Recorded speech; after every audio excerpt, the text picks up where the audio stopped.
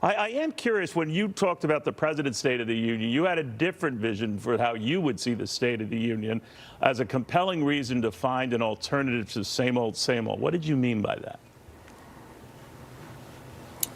Well, we published an address, a simultaneous address, my own vision of what the State of the Union is, and we're talking about the issues that the major political candidates are not talking about. The fact that we have a $34 trillion debt.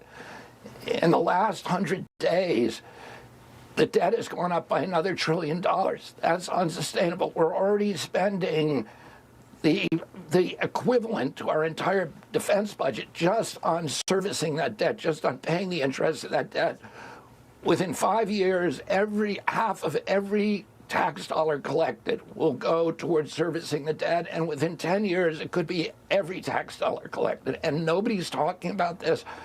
Nobody's talking about the chronic disease epidemic. When my uncle was president, Neil, 6% of Americans had chronic disease. Today, 60% do. We have an entire generation that is now sick, the sickest generation in the sickest country in the history of the world.